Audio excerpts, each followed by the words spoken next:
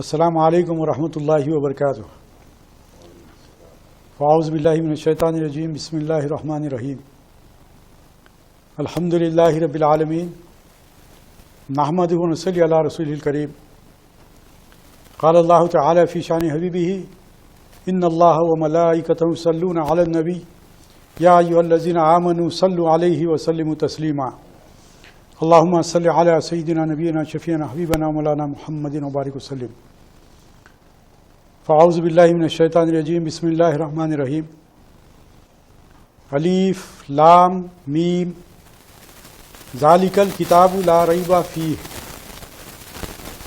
ھدی للمتقین. صدق اللہ العلی العظیم. فاعوذ باللہ من الشیطان الرجیم. بسم اللہ الرحمن الرحیم. وما ينطق عن الهوى. صدق اللہ العلی العظیم. ناظرین اکرام، آج جو عنوان دیا گیا ہے تحفظ شریعت اور ہماری ذمہ داری. تحفظ شریعت بلا مبالغہ ہر مسلمان پر اولین فرض ہے. شریعت اللہ تبارک و تعالیٰ کے احکامات جو قرآن کے ذریعے امت مسلمہ کو پہنچائے گئے اور پھر محمد رسول اللہ صلی اللہ علیہ وسلم کی احادیث اور آپ کا عمل قرآن اور حدیث کی روشنی میں جو احکام پیش کیے گئے ہیں اسے ہم شریعت کہتے ہیں. صرف قرآن مجید شریعت نہیں ہے اور نہ ہی احادیث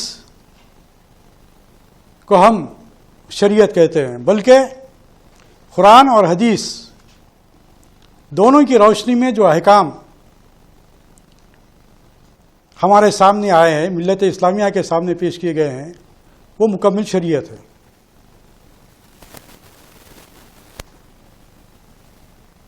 قرآن مجید میں ہم ایک آیت پڑھتے ہیں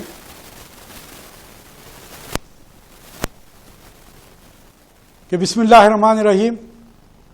انا صلاتی و نسکی و محیای و مماتی للہ رب العالمین. کہ بے شک میری نماز، میری قربانی، میری زندگی اور موت سب کچھ اللہ ہی کے لیے، سب کچھ اللہ ہی کے لیے. جب ہم قرآن شریف پڑھتے ہوئے اس بات کا اقرار اور اعلان کرتے ہیں تو اس سے بات ثابت ہو جاتی ہے کہ مسلمان کی زندگی اس کی اپنی نہیں ہے بلکہ شریعت کے تابع ہے. کہ زندگی اور موت اللہ ہی کے لیے ہے ہم کہہ رہے ہیں. یعنی کہ پیدائش سے لے کر مرنے تک کا جو وقفہ زندگی ہے وہ اللہ تبارک و تعالیٰ اور سرکار دو عالم صلی اللہ علیہ وسلم کے ارشادات کے مطابق ہوتی. اور اللہ تبارک و تعالیٰ کے احکام اور سرکار دو عالم صلی اللہ علیہ وسلم کے احادیث شریعت کی روشنی میں جو ہمارے سامنے آئے، اس آیت کی روشنی میں اس پر عمل کرنا ہمارے لیے لازم ہے، کیونکہ ہم مسلمان ہیں اور مسلمان کے معنی ہی فرما بردار کے ہیں. اور فرما بردار وہی ہوگا جو اطاعت کرے گا. فرمانبردار وہی ہوگا جو اپنی مرضی نہیں چلائے گا بلکہ اللہ اس کے حبیب صلی اللہ علیہ وسلم کے احکامات پر عمل کرے گا. اور جو عمل کرے گا وہی اللہ تبارک و تعالیٰ کے پاس عزت پائے گا. انا اکرمکم عند اللہ اتقاکم. جو تقوی والی زندگی اختیار کرے گا وہی اللہ تبارک و تعالیٰ کے پاس مقرر ہے. میں نے جو ابتدائی جو آیت کی تلاوت کا شرف حاصل کیا اس کی وجہ یہی ہے کہ میں یہ بتلانا چاہتا ہوں کہ ہم مسلمان ہیں اور قرآن مجید کے ایک ایک حرف پر ہم ایمان رکھتے ہیں, اس کے زیر و زبر پر ایمان رکھتے ہیں. اس کا ہم اعلان کر رہے ہیں کہ الف لام میم ذالک الکتاب لا ریب فیہ, کہ اس میں ذرہ برابر بھی کوئی شک نہیں ہے. جب شک نہیں ہے اور ہم یہ سمجھتے ہیں کہ یہ اللہ کا کلام ہے تو اس کے تعلق سے کسی کو کچھ بولنے کا کوئی اختیار نہیں ہے. اور جیسا کہ میں نے آپ کے سامنے بات رکھی کہ وما ینطق عن الہویٰ, کہ سرکار دو عالم صلی اللہ علیہ وسلم جو کچھ کہتے ہیں وہ اپنی مرضی سے نہیں کہتے. جو اللہ تبارک و تعالیٰ کی مرضی ہے اسی بات کو سرکار دو عالم صلی اللہ علیہ وسلم بیان کرتے ہیں. لیکن قرآن اور حدیث کو اس طرح تقسیم کر دیا گیا کہ سرکار دو عالم صلی اللہ علیہ وسلم نے کہا کہ یہ قرآن ہے, اس میں شامل کر لے تو یہ قرآن, اور جسے قرآن میں شامل نہیں کیا گیا تو اسے حدیث کہا گیا. ایک مرتبہ کا واقعہ ہے کہ ایک صحابی سرکار دو عالم صلی اللہ علیہ وسلم کے ہر بات کو نوٹ کرتے تھے, ہر بات کو لکھتے جاتے تھے. تو دوسرے ایک صحابی نے کہا کہ بھائی آپ جو سرکار دو عالم صلی اللہ علیہ وسلم کہتے ہیں آپ اسے لکھتے چلے جاتے ہیں. ہو سکتا ہے کبھی صلی اللہ علیہ وسلم کا کوئی موڈ رہے, کوئی غصہ رہے, کبھی کوئی معاملہ کچھ ایسا رہے کہ آپ کوئی بات کہہ دے اور آپ اسے حدیث کے طور پر اسے شامل کر لیں. تو پھر یہ صحابی سرکار دو عالم صلی اللہ علیہ وسلم کے دربار میں پہنچے اور بہت ہی مؤدبانہ انداز سے اس بات کو پیش کیا کہ یا رسول اللہ آپ جو کہتے ہیں میں اسے لکھتا ہوں, یہ لکھنا میرا صحیح ہے یا نہیں ہے؟ تو سرکار علیہ وسلم نے یہی بات کہی کہ لکھتے جاؤ, میں کوئی بات اپنی مرضی سے نہیں کہتا. تو اس طریقے سے یہ بات سامنے ہمارے آ گئی کہ قرآن اور حدیث دونوں اہمیت کی حامل ہے, اور دونوں جب مل جاتے ہیں تو شریعت, اور شریعت پر عمل کرنا یہ ہماری ذمہ داری ہے.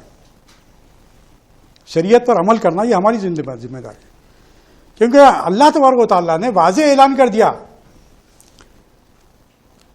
کہ الیوم اکملت لکم دینکم واتممت علیکم نعمتی ورضیت لکم الاسلام دینا. دین مکمل ہو گیا, دین مکمل ہو گیا. اب اس میں کسی قسم کی کوئی الحمدللہ کوئی خامی اس میں نہیں ہے. آج 1500 سال سے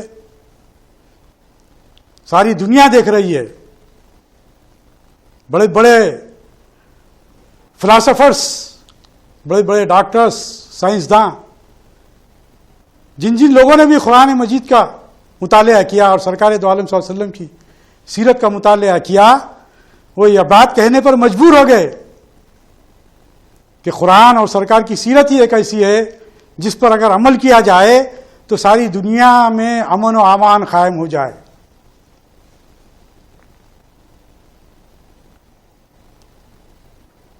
لہذا ہمارا جو فریضہ ہے وہ یہ ہے, سب سے پہلا فریضہ یہ ہے کہ ہم اس پر عمل پیرا ہو جائیں. پہلا فریضہ ہم اپنے عمل سے بتلائیں کہ ہم مسلمان ہیں, ہم شریعت پر عمل کرنے والے ہیں. سرکار دو عالم صلی اللہ علیہ وسلم کے 3 ادوار,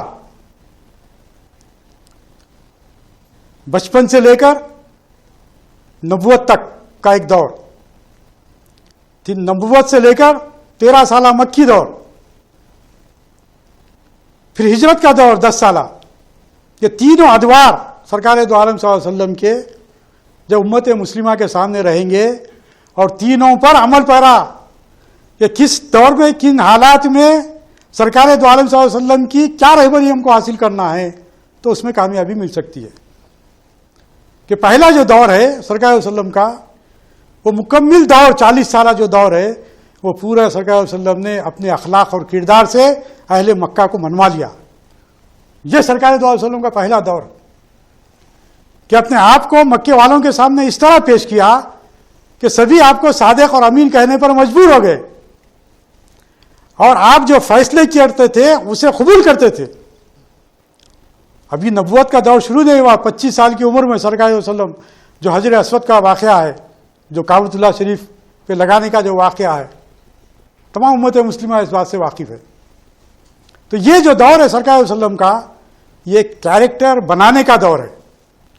آج امت مسلمہ کو اس کی طرف توجہ کرنے کی ضرورت ہے کہ ہمارے اندر وہ اخلاق و کردار پیدا ہو جائیں کہ لوگ دیکھ کر یہ کہیں کہ یہ مسلمان ہیں، یہ مسلمان ہیں۔ یہ سرکار صلی اللہ علیہ وسلم کی پہلی سنت۔ اور پھر یہ پوری طریقے سے جب سنت پوری مکمل طور پر سامنے آ گئی اور تمام اہل مکہ آپ کو صادق اور امین کہنے لگے، اس وقت جو بات سرکار صلی اللہ علیہ وسلم نے جو پیش کی ہے وہ پہلی سرکار صلی اللہ علیہ وسلم کی سنت ہے جو امت مسلمہ کے سامنے اور ساری دنیا کے سامنے پیش کی گئی۔ سب سے پہلی سنت کیا ہے سرکار صلی اللہ علیہ وسلم کی؟ سرکار صلی اللہ علیہ وسلم فاران کی چوٹی پر کھڑے ہوئے اور کھڑے ہو کر اس بات کا اعلان کیا کہ اگر میں یہ بات کہوں کہ اس پہاڑ کے پیچھے سے ایک لشکر جرار ہے جو تم پر حملہ ہوا چاہتے ہیں، تو کیا تم میری بات کو مانو گے؟ تمام اہل مکہ جو جمع تھے انہوں نے کہا کہ ہاں اے محمد ابن عبداللہ صلی اللہ علیہ وسلم، ہم آپ کی بات کو مانتے ہیں، اس لیے کہ آپ کو ہم نے بچپن سے لے کر اس عمر تک دیکھا کہ آپ کبھی جھوٹ نہیں کہے، آپ نیک ماں باپ کی اولاد ہے، آپ سچے ہیں، آپ امین ہیں، صادق ہیں۔ تو سرکار دو علیہ وسلم کی دنیا کے سامنے اگر سب سے بڑی سب سے پہلی اگر کوئی سنت آئی ہے تو یہ کہ اپنے آپ کو منوایا، اپنے آپ کو منوانے والی سنت سرکار صلی اللہ علیہ وسلم کی ہمارے سامنے آئی۔ تو ہم امت محمدی ہونے کا ہم دعویٰ کرتے ہیں اور اللہ کا شکر ادا کرتے ہیں کہ اس نے ہمیں امت محمدی میں پیدا فرمایا، تو ہم ایسے اپنے آپ کو اپنے اخلاق کو اس طرح سنوارے، اس طرح نکھارے کہ لوگ دیکھ کر یہ کہیں کہ یہ مسلمان ہیں۔ پھر دوسرا دور جو دور ہے نبوت کا جو دور ہے 13 سالہ مکی دور، اس کے اندر صبر و ثبات آپ کو نظر آئے گا۔ مکمل 13 سالہ دور صبر و ثبات کا دور ہے، لیکن آپ یہاں پر سرکار صلی اللہ علیہ وسلم کی جو سنت ہمارے سامنے آتی ہے وہ یہ کہ پورے صبر کے ساتھ ہے لیکن تبلیغ کے کام کو انجام دے رہے ہیں۔ بڑی سے بڑی مصیبتیں آ رہی ہیں، بڑے سے بڑے تکالیف کا سامنا کرنا پڑ رہا ہے، لیکن آپ تبلیغ کو کام کو جاری رکھے ہوئے، آپ اپنے کام سے رکے نہیں۔ یہ دوسرا مرحلہ ہے۔ امت مسلمہ کے سامنے میں یہ بات رکھنا چاہتا ہوں کہ آج ہمارے لیے ضروری ہے دور اندیشی سے کام لیجئے، سوچئے، غور کیجئے۔ شریعت محمدی صلی اللہ علیہ وسلم پر ہم اگر پابند ہو جائیں تو کسی کو کوئی اختیار نہیں رہتا کچھ کہنے کا، کسی کو کوئی اختیار نہیں رہتا کچھ کہنے کا، بشرطے کہ ہم اس پر پابند ہو جائیں۔ پھر تیسرا دور سرکار علیہ وسلم کا جو آتا ہے وہ یہ کہ ہاتھوں کو کھول دیا گیا، مجاہدانہ دور، سرکار دو عالم صلی اللہ علیہ وسلم کا مجاہدانہ دور، تبلیغ کے ساتھ ساتھ جہاد، تبلیغ اور جہاد، یہ سرکار دو علیہ وسلم کی تیسری سنت امت مسلمہ کے سامنے آتی ہے، دنیا کے سامنے آتی ہے۔ یہ تینوں ادوار پر مسلمان کو عمل کرنا پڑے گا، تینوں ادوار کو اپنانا پڑے گا۔ جہاں ہمارے اخلاق اور کردار، ہمارے معاملہ داریاں ہوں گی، وہاں پر صبر و ثبات کہاں پر ہم کو کرنا ہے، اور پھر کہاں پر ہم کو جو ہے سو مد مقابل باطل پر قوتیں اٹھیں گے تو ہم کو کہاں پر کس قسم کا ہم کو کام انجام دے گا۔ یہ تینوں صورتوں کے لیے امت مسلمہ کو تیار ہونے کی ضرورت ہے۔ اب ایک مسئلہ چھڑ گیا، طلاق ثلاثہ۔ طلاق ثلاثہ، طلاق ثلاثہ کا جو مسئلہ ہے یہ امت مسلمہ کا ہے۔ طلاق ثلاثہ کا جو مسئلہ ہے یہ امت مسلمہ کا ہے، اور الحمدللہ قرآن اور احادیث کی روشنی میں ائمہ کرام نے تمام چیزوں کو تفصیل کے ساتھ بیان کر دیا، تفصیل کے ساتھ پیش کر دیا۔ اور میں جو ابتدائی جو گفتگو کیا اس کی وجہ اب یہ ہے کہ ہم کو قرآن مجید پر پورا ایمان ہے، سرکار دو عالم صلی اللہ علیہ وسلم کی ایک ایک حدیث پر ہمارا ایمان ہے، اور قرآن اور حدیث کی روشنی میں جو مسائل کو حل کیا گیا ہے ہم کو اس پہ اطمینان ہے، اور ساری امت مسلمہ متفقہ طور پر اس بات کا اعلان کر چکی ہے کہ شریعت میں کسی کو کوئی اختیار نہیں، شریعت میں تبدیلی دور کی بات ہے، اس کے تعلق سے سوچنے کا بھی کسی کو کوئی اختیار نہیں ہے. خدا کی ایک مثال آپ کے سامنے بتا سکتا ہوں. محمد رسول اللہ صلی اللہ علیہ وسلم، آپ کے اور میرے آقا سرور کائنات،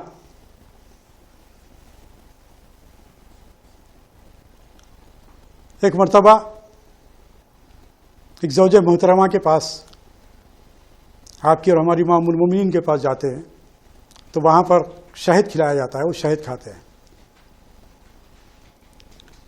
شہد کھانے کے بعد میں تفصیلات میں نہیں جاؤں گا، جب دوسری ازواج مطہرات کے پاس جاتے ہیں تو تھوڑا سا وہ ازواج مطہرات تھوڑا سا کراہیت کا اظہار کرتے ہیں.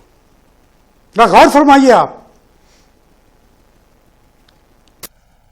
تو سرکار دو عالم صلی اللہ علیہ وسلم جو پورا مکمل اختیار رکھتے ہیں، لیکن اس کے باوجود اللہ تبارک و تعالیٰ کے احکام اور سرکار دو عالم صلی اللہ علیہ وسلم کا مقام و مرتبہ. سرکار دو عالم صلی اللہ علیہ وسلم جب دوسری ازواج جب تھوڑا سا کراہیت کا اظہار کرتے ہیں تو آپ اپنی جگہ اس بات کا تہیہ کر لیتے ہیں کہ میں آئندہ سے شہد نہیں کھاؤں گا، آئندہ سے میں شہد نہیں کھاؤں گا. جیسے ہی آپ نے یہ فیصلہ کیا، اللہ تعالیٰ کی طرف سے وحی نازل ہوئی کہ بتلایا گیا کہ اے محمد صلی اللہ علیہ وسلم، جس چیز کو ہم نے حلال کیا اسے آپ اپنے اوپر حرام نہیں قرار دے سکتے، آپ اس سے قطعی نہیں رک سکتے. کیوں؟ اس کی وجہ کیا ہے؟ اس کی وجہ یہ ہے کہ سرکار دو عالم صلی اللہ علیہ وسلم جو بات کہہ دے، یا سرکار دو عالم صلی اللہ علیہ وسلم جو بات عمل وسلم کے سامنے اللہ تبارک و تعالیٰ نے جو احکام سامنے رکھے، اللہ تبارک و تعالیٰ کی کبریائی، اللہ تبارک و تعالیٰ کا مقام و مرتبہ، یہاں پر یہ بتلایا گیا کہ آپ خود بھی جو احکام ہماری طرف سے نازل ہو گئے اس کے آپ کو رکنے کا کوئی آپ کو اختیار نہیں. غور فرمائیے، غور فرمائیے کہ سرکار صلی اللہ علیہ وسلم کے تعلق سے یہ مسئلہ ہمارے سامنے آتا ہے. اور پھر دیکھیے ایک اور واقعہ، قرآن مجید کی آیت ہے جس میں اللہ تعالیٰ ارشاد فرمایا کہ فلا وربک لا یؤمنون حتی یحکموک فیما شجر بینہم ثم لا یجدوا فی انفسہم حرجا مما قضیت ویسلموا تسلیما. اللہ تبارک و تعالیٰ نے، اے مومنو، اے میرے بھائیو، غور فرماؤ کہ ہم کیا ہے، ہمارا مسئلہ کیا ہے، یہ مسئلہ کیوں اٹھا ہے آج.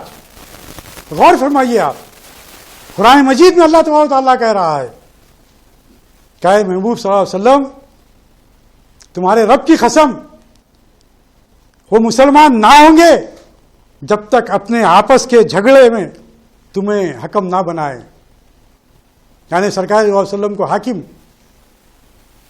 صلی اللہ علیہ وسلم کو حکم، اور پھر جب آپ کو حکم بنایا گیا تو اس کے بعد آپ جو فیصلہ کر دیں اسے بغیر کسی چو و چرا کرے کے قبول کر لے تو ہی وہ مسلمان ہے، اور جو حکم دیا گیا ہے اس پر عمل پیرا ہو جائے. اس کے تعلق سے دو روایات اس کی تفسیر میں آتی ہے. آپ کے سامنے میں تحفظ شریعت کی بات کہہ رہا ہوں، کس طرح ہم کو شریعت کی پاسبانی کرنی ہے اور کس طرح ہم کو تحفظ کرنا ہے. ایک واقعہ، سرکار دو عالم صلی اللہ علیہ وسلم کے پاس ایک یہودی اور ایک مسلمان کا معاملہ سرکار علیہ وسلم کے سامنے پیش کیا جاتا ہے. اس معاملے میں وہ یہودی حق پر ہوتا ہے، لہذا سرکار دو عالم صلی اللہ علیہ وسلم اس یہودی کے حق میں فیصلہ کرتے ہیں. ذرا غور کیجئے، قرآن کی آیت یہ ہے کہ جو کوئی تمہارے اندر آپسی جو جھگڑے ہیں اسے شریعت کی روشنی میں حل کروائیں. شریعت کی روشنی میں جو ہمیں فیصلہ ملتا ہے اس پر عمل پیرا ہو جائیں. اور اگر عمل پیرا نہیں ہوتے ہیں اور شریعت کو اگر پسے پش ڈالتے ہیں تو کیا معاملہ ہوتا ہے وہ غور فرمائیں. وہ غور فرمائیے. مذاق سمجھ رہے ہیں دین کو.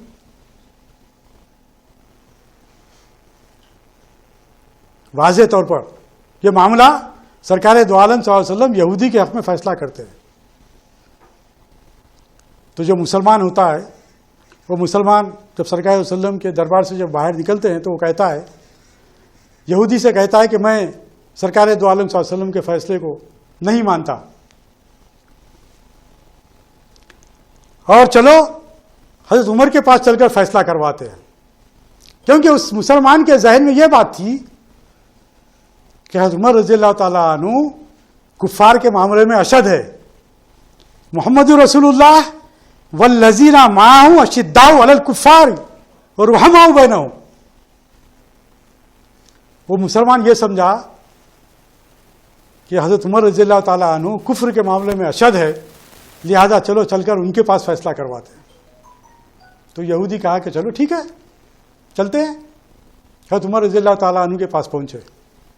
حضرت عمر رضی اللہ تعالیٰ عنہ کے پاس پہنچنے کے بعد وہ یہودی پورا ماجرا سناتا ہے. کہتا ہے کہ یہ مسئلہ ہے ہمارا، اور یہ مسئلہ لے کر ہم سرکار دو عالم صلی اللہ علیہ وسلم کے پاس، یعنی آپ کے محمد صلی اللہ علیہ وسلم کے پاس ہم پہنچے، اور محمد صلی اللہ علیہ وسلم نے میرے حق میں فیصلہ کر دیا. حضرت عمر رضی اللہ تعالیٰ عنہ اس مسلمان سے پوچھتے ہیں، کیا یہ جو کہہ رہا ہے وہ سچ ہے کہ سرکار دو عالم صلی اللہ علیہ وسلم کے پاس پہنچے، وہاں گئے تھے اور سرکار صلی اللہ علیہ وسلم نے اس یہودی کے حق میں فیصلہ کر دیا؟ تو اس مسلمان نے کہا کہ ہاں اے عمر، محمد صلی اللہ علیہ وسلم نے اس یہودی کے حق میں فیصلہ کیا تو ہم آپ کے پاس فیصلہ کروانے کے لیے میں اس ساتھ سے لے کر آیا. حضرت عمر رضی اللہ تعالیٰ عنہ جب مسلمان سے اس بات کی تصدیق کر لیتے ہیں تو کہتے ہیں کہ ٹھہرو میں بھی فیصلہ کرتا ہوں. وہ اپنے گھر اندر جاتے ہیں اور جا کر تلوار لاتے ہیں اور مسلمان کا سر قلم کر دیتے ہیں. غور فرمائیے، ذرا غور فرمائیے. مسلمان کا سر قلم کر دیتے ہیں، اور جب مسلمان کا سر قلم کر دیتے ہیں تو لوگوں میں چہمے گوئیاں ہوتے ہیں کہ اب حضرت عمر رضی اللہ تعالیٰ عنہ مسلمانوں کو بھی یہ سب قتل کر رہے ہیں. یہ واقعہ سرکار دو عالم صلی اللہ علیہ وسلم کے پاس پہنچا کہ سرکار علیہ وسلم حضرت عمر نے یہ سب مسلمان کو قتل کر دیا. تو سرکار دو عالم صلی اللہ علیہ وسلم نے حضرت عمر رضی اللہ تعالیٰ عنہ کو بلاتے ہیں، بلا کے پوچھتے ہیں یہ کیا ماجرا ہے، یہ بات میرے سامنے آئی ہے، یہ مسئلہ میرے سامنے آیا ہے. تو عمر رضی اللہ تعالیٰ عنہ کہتے ہیں کہ ایسا ایسا مسئلہ، وہ آپ کے پاس آئے تھے، آپ نے فیصلہ کر دیا تھا، اور آپ جب حکم تھے آپ جب فیصلہ کر دیے، لیکن اس نے انکار کر دیا. یعنی کہ آپ کی بات کا انکار کرنا اسے مرتد قرار دیتا ہے، اور مرتد کی سزا قتل ہے. مرتد کی سزا قتل ہے. میرے بھائی غور فرمائیے، غور فرمائیے. ہم مسلمان ہیں، لا الہ الا اللہ محمد رسول اللہ پر ایمان رکھتے ہیں، مکمل ایمان رکھتے ہیں. لیکن میرے بھائی ایمان کے ساتھ عمل کو جوڑا گیا. جہاں جہاں بھی قرآن مجید میں آپ پڑھیں گے وہاں پر ایمان کے ساتھ عمل کو جوڑا گیا. خود سورۃ العصر والعصر ان الانسان لفی خسر، اللہ تبارک و تعالیٰ واضح اعلان کر دیا. غور فرمائیے. ہم شریعت کی بات کرنے جا رہے ہیں، شریعت کے تحفظ کی بات کرنے جا رہے ہیں. شریعت کا تحفظ کس طریقے سے ہوگا؟ اللہ نے باضابطہ اعلان کر دیا تمام انسانیت خسارے میں، سب، اس کے اندر کوئی تخصیص نہیں ہے. والعصر ان الانسان لفی خسر الا الذین آمنوا وعملوا الصالحات وتواصوا بالحق وتواصوا بالصبر. ایمان کے ساتھ عمل صالح کو جوڑ دیا گیا کہ ایمان والے بھی ہونا ہے اور عمل والے بھی ہونا ہے، تبھی آپ کامیاب ہونے والے ہیں. اور ایک قرآن مجید میں آیت ہے آپ کے سامنے، چونکہ تحفظ شریعت کی بات ہو رہی ہے، قرآن مجید کی آیت کو پیش کرنے کا میں شرف حاصل کرتا ہوں کہ اللہ تبارک و تعالیٰ قرآن مجید میں ارشاد فرمایا ہے. آپ اور ہم کیا ہیں، اس آیت کی روشنی میں غور کر لیں کہ اللہ تبارک و تعالیٰ کیا کہہ رہا ہے. اللہ تبارک و تعالیٰ کہہ رہا ہے کہ وما کانا لی مومن ولا مومنۃ اذا خذ اللہ ورسولہ امرا ان یکون لهم الخیرۃ من امرہم ومن یعص اللہ ورسولہ فقد ضل ضلالا بعیدا. واضح احکام ہے میرے بھائی، واضح احکام ہے قرآن مجید کے، مسلمانوں کے لیے واضح احکام ہے، بیدار ہو جاؤ. اس میں اللہ تبارک و تعالیٰ ارشاد فرمایا، ذرا غور سے سنیے، اس کا ترجمہ آپ کے سامنے رکھ رہا ہوں.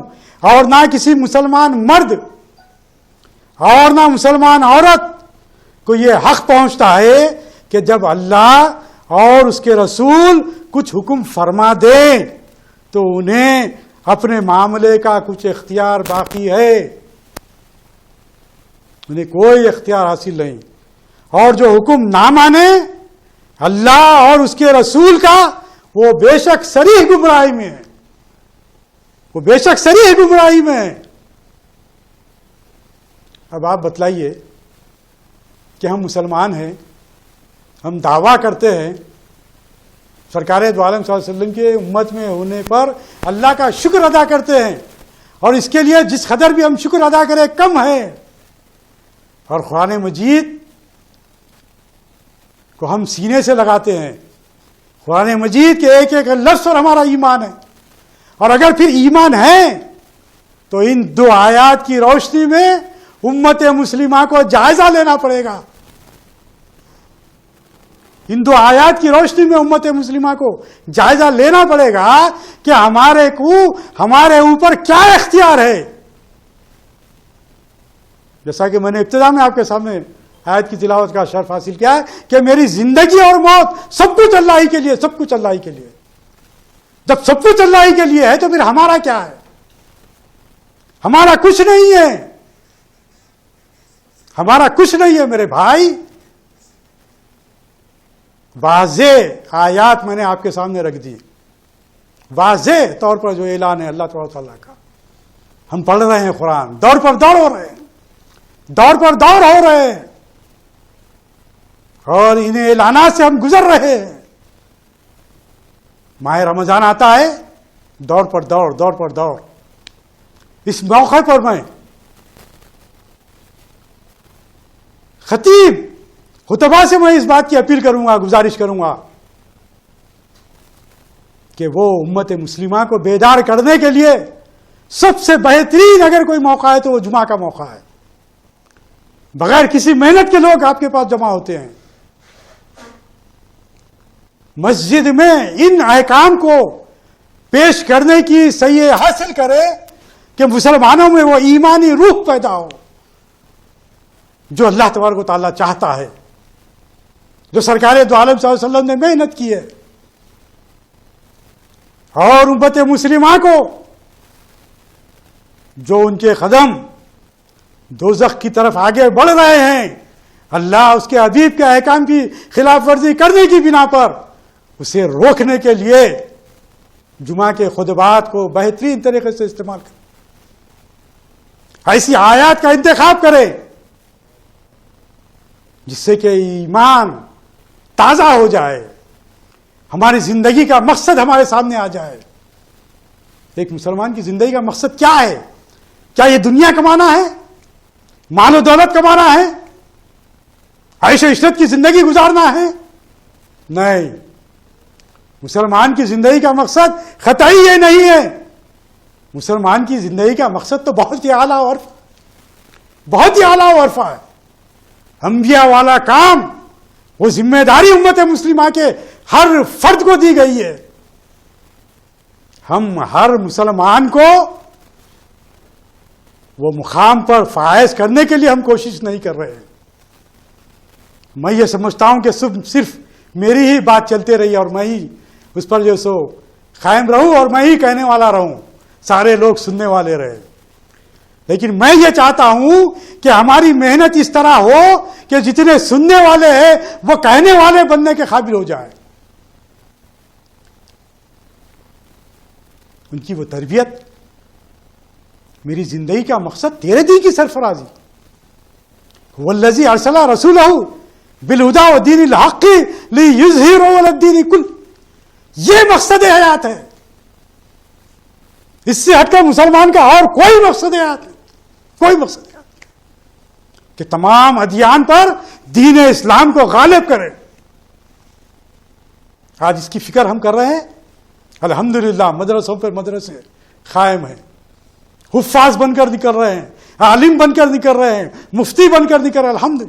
الحمدللہ خانقاہیں سلامت ہے, الحمدللہ سب کچھ ہے.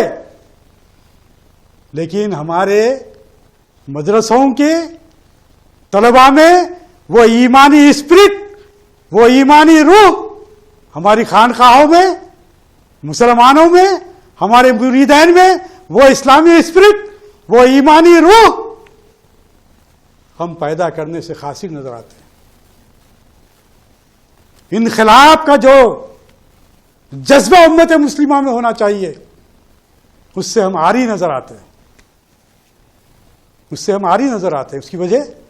اس کی وجہ یہی ہے کہ ہم ہیں تو مسلمان, ہم ہیں تو مسلمان, قرآن کو سینوں سے لگائیں گے, لیکن قرآن کے اندر کیا ہے, قرآن کا مطالبہ کیا ہے, قرآن کیا چاہتا ہے, اس پر عمل کرنے کے لیے ہم تیار نہیں ہیں. سرکار دو عالم صلی اللہ علیہ وسلم پر اپنی جانوں کے نذرانے پیش کرنے کے لیے ہم تیار ہیں. ہم اپنی آل و اولاد سے بڑھ کر ہم سرکار علیہ وسلم کو چاہتے ہیں, اس بات کا اعلان کرنے کے لیے ہم برابر تیار ہیں, لیکن عمل سے قاصر ہیں, عمل کرنے کے لیے تیار نہیں ہیں. اور سرکار دو عالم وسلم کی میں نے جو ابتدا میں جو سیرت رکھی, انہی باتوں کو پیش نظر رکھ کر رکھی کہ سرکار دو عالم صلی اللہ علیہ وسلم کی مکمل حیات طیبہ امت مسلمہ کے لیے نذیر ہے. لقد کان لکم فی رسول اللہ اسوۃ حسنہ, قرآن میں یہ بات کہی دی گئی. کون, کس کے لیے؟ تحد قیامت آنے والے انسانوں کے لیے سرکار دو عالم صلی اللہ علیہ وسلم کو نمونہ بنا کر دنیا میں پیش کیا گیا. اور یہی قرآن اور یہی سرکار دو عالم صلی اللہ علیہ وسلم کی سیرت ہے جسے پیش نظر رکھ کر بڑے بڑے فلاسفرز, کافر, یہود و نصارہ اسلام میں داخل ہو رہے ہیں. یہی قرآن مجید, یہی سرکار دو عالم صلی اللہ علیہ وسلم کی سیرت کا مطالعہ کر کر یہود و نصارہ مشرکین اسلام میں داخل ہو رہے ہیں, اور ہم ہیں کہ اسے سینے سے تو لگائے رکھے ہیں لیکن اس پر عمل کرنے کے لیے تیار نہیں ہے. اور یہ عمل نہیں کرنے کا نتیجہ ہے کہ آج منافق ذہن رکھنے والے یا پھر انہیں استعمال کیا جا رہا ہے ایسی خواتین کو جو سپریم کورٹ میں جا کر شرعی حیثیت سے فیصلہ کروانے کے لیے تیار نہیں ہے, بلکہ انڈین لا کے تحت فیصلہ کروانے کے لیے وہ سپریم کورٹ پہنچے. کون پہنچے؟ ظاہری طور پر, حقیقی معنوں میں اگر دیکھا جائے تو بلا مبالغہ میں پوری ذمہ داری کے ساتھ یہ بات کہہ رہا ہوں کہ اگر ان قرآن کی آیات کی روشنی میں اپنی ذمہ داری کے ساتھ یہ بات کہہ رہا ہوں کہ اگر کوئی شریعت محمدی صلی اللہ علیہ وسلم کا انکار کرتا ہے تو وہ بلا مبالغہ مرتد ہے, بلا مبالغہ کافر ہے, بلا مبالغہ کافر ہے. شریعت کی بات جب سامنے آ جائے, شریعت کا فیصلہ ہمارے سامنے آ جائے تو اسے پسے پش ڈال کر دنیاوی قانون کی اگر کوئی طرف آگے بڑھتا ہے اور اس شرعی قانون کو اگر وہ انکار کرتا ہے تو وہ مسلمان نہیں ہے, وہ مسلمان نہیں ہے. مسلمان وہ ہے, مسلمان آپ ہے, مسلمان میں ہوں ایسا جو قرآن پر بھی یقین رکھتا ہے, سرکار دو عالم صلی اللہ علیہ وسلم کی کہی ہوئی ایک ایک بات پر یقین رکھتا ہے, صحابہ کرام کے ایک ایک عمل پر یقین رکھتا ہے. ہم وہ مسلمان ہیں. آپ بتلائیے کہ آج عدالتوں میں ہم جاتے ہیں تو برقع پوش خواتین نظر آتے ہیں یا نہیں آتے؟ کیوں آ رہے ہیں؟ فیصلے کروانے کے لیے کورٹ کیوں جا رہے ہیں؟ آپ جا رہے ہیں, وہ فیصلہ کروا رہے ہیں. آپ نہیں گئے تو وہ بلا رہے ہیں آپ کو, آؤ بول کے. آئیے بول کر بلا رہے ہو، آپ آئیے، ارے کیا جھگڑا ہو رہا آپ کے پاس، آپ آ کر ہمارے پاس فیصلہ کروائیے. کیوں جا رہے ہیں؟ ہو سکتا ہے کہ کچھ دنیاوی منفعت، کچھ مال و دولت تمہیں زیادہ حاصل ہو جائے، شریعت کی روشنی میں رہے تو ہو سکتا ہے کہ کچھ مالی نفع کم حاصل ہو، لہذا آپ دنیاوی عدالت میں آپ جا کے ٹھہر رہے ہمارا فیصلہ کروائیے. آپ جا رہے ہیں، وہ عدالت کھول کر بیٹھے ہیں، آپ کو بلا نہیں رہے ہیں. اگر آپ عدالت نہ جائیں، ہم خود اپنا فیصلہ شریعت کی روشنی میں اگر طے کر لیں، الحمدللہ ہر بستی میں علماء کرام ہیں، اگر نہیں ہے تو جامعات ہیں جہاں پر فتوے دیے جاتے ہیں، شریعت کی روشنی میں مسئلے طے ہوتے ہیں. اگر ہم مسلمان ہیں تو ہمارا فریضہ یہ بنتا ہے کہ تحفظ شریعت اس طرح کرے کہ ہم اپنے معاملات کو ہم شریعت کی روشنی میں حل کروانے والے بن جائیں. شریعت کی روشنی میں ہم حل کروانے والے بن جائیں تو کسی کو کوئی حق نہیں پہنچتا، کوئی مداخلت کر ہی نہیں سکتا، کوئی آ ہی نہیں سکتا. اور اب میں آپ کے سامنے آخری بات یہ رکھوں گا کہ اگر کوئی شریعت میں مداخلت کرنے کی فکر کرتا ہے تو پھر تمام امت مسلمہ کو متحدہ طور پر اٹھ کھڑا ہونا پڑے گا اور پھر باطل پرست قوتوں کا جس طرح چاہتے ہیں اس طرح مقابلہ کرنے کے لیے تیار ہونا پڑے گا. اس کے لیے ہم کو اور اپنے نوجوانوں کو تیار کرنے کی ضرورت ہے، کیونکہ یہ ہمارا معاملہ نہیں ہے، یہ دین کا معاملہ ہے. یہ دین کا معاملہ ہے، اور دین کا معاملہ سنت اور قرآن کی روشنی میں آپ کے سامنے رکھ دیا کہ اس میں مداخلت کرنے کا نہ صرف مسلمان کو بلکہ آپ کے سامنے میں مثالیں بھی رکھ دیا، کسی کو حق نہیں پہنچتا. تو پھر ہندوستانی حکومت یا کافروں کو اس بات کا کوئی اختیار نہیں ہے کہ وہ ہماری فکر کرے. الحمدللہ ہمارے پاس جو دین ہے وہ ایسا دین ہے، ہمارے پاس جو شریعت ہے وہ ایسی شریعت ہے کہ جو اس کے تابع آ جاتا ہے وہی دنیا میں بھی سرخرو ہوتا ہے، وہی آخرت میں بھی کامیاب ہوتا ہے. اب یہ ہماری ذمہ داری ہے کہ ہماری دنیا اور آخرت کو اگر سرخرو کرنا چاہتے ہیں تو اپنے مسائل کو جو کورٹ میں جو آپ چکرا لگا رہے ہیں ان تمام کو آپ وڈرا کر لیں، وہ کیسز کو وڈرا کر لیں، بیٹھ کر قرآن کو سامنے رکھ کر، سرکار کی سیرت کو سامنے رکھ کر، شریعت کی روشنی میں آپ اپنے فیصلے کروائیں. خدا کی قسم آپ دیکھیں گے کہ بہت کم عرصے میں اسی ہندوستان میں اسلام غالب ہو جائے گا. آپ ہندوستانی قانون، ہندوستانی دستور کے چوکھٹے میں بات کہہ رہا ہوں کہ ہمیں دستور اور قانون نے اس بات کی اجازت دی ہے کہ آئینی قوانین جو ہمارے ہیں وہ قوانین پر ہم اپنا پوری طریقے سے آزادی کے ساتھ ہم عمل کر سکتے ہیں. اور آپ اجازت دو یا نہ دو، ہم مسلمان ہیں اور ہم شریعت کی روشنی ہی میں اپنے فیصلے کروائیں گے. ہم اپنے فیصلے شریعت کی روشنی میں کروائیں گے. میں تمام امت مسلمہ سے جو کوئی میری بات سن رہا ہے ادباً التماس کرتا ہوں، گزارش کرتا ہوں، اگر کوئی جھگڑا آپ کا عدالت میں چل رہا ہے،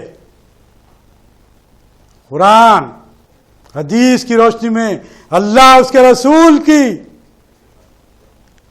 خوشنودی کے لیے ہمیشہ ہمیشہ ہمیشہ رہنے والی بعد از مرگ جو زندگی ہے اسے اگر کامیاب کرنا چاہتے ہیں تو آپ کے لیے یہ بہترین موقع ہے کہ تمام کیسز سے وڈرا ہو جائے. چاہے وہ طلاق کا مسئلہ ہو، چاہے وہ اپنی جائیداد کا مسئلہ ہو، چاہے وہ ورثے کا مسئلہ ہو. آپ یقین جانیے اگر آپ شریعت کی روشنی میں فیصلہ کروائیں گے تو آپ کی دنیا بھی اچھی رہے گی اور آخرت بھی اچھی رہے گی، اس لیے کہ دنیا تو چھوٹنے والی ہے، یہ مال و متاع تو چھوٹنے والا ہے، یہ ہمارے کوئی کام آنے والا نہیں ہے. اگر کوئی چیز کام آنے والی ہے تو اللہ ہم سے راضی ہو جائے، اللہ کے حبیب ہم سے راضی ہو جائے، تو یہی چیز ہمارے لیے دنیا اور آخرت میں سرخروئی کا سامان ہے. میں آپ سے آخری میں یہی دعا کرتا ہوں اللہ تبارک و تعالیٰ سے کہ اے باری تعالیٰ تو ہمیں سچا اور پکا مسلمان بنا دے, جو احکام ہے اس پر عمل کرنے والا بنا دے, جو ہم کہہ رہے ہیں اس پر عمل کرنے والا بنا دے, جو ہم سن رہے ہیں اس پر عمل کرنے والا بنا دے, اور باری تعالیٰ ہم سے جو لغزشیں اور کوتاہیاں ہوئی ہیں اسے معاف کر دے, اسے معاف کر دے اے رب العالمین. تو سرکار دو عالم صلی اللہ علیہ وسلم کے صدقہ طفل میں ہم اس کے وسیلے سے, ہم جو سرکار کے وسیلے سے ہم دعا کرتے ہیں کہ تو ہماری بخشش کر دے, تو ہماری مغفرت کر دے, اور امت مسلمہ کو ایک کر دے, اور امت مسلمہ کو اس طرح ان کے خلوف کو اپنی طرف پھیر دے کہ وہ پھر ایک بار ایسے مسلمان, ایسے مومن ہو جائے جس کی مثال ہمارے اکابرین نے پیش کر دی, ہمارے اسلاف نے جو مثال پیش کر دی ویسا ہی مسلمان ہم کو بنا دے. وآخر دعوانا ان الحمد للہ رب العالمین بفضل سبحان ربک رب العزت عما یصفون وسلام علی المرسلین والحمد للہ رب العالمین.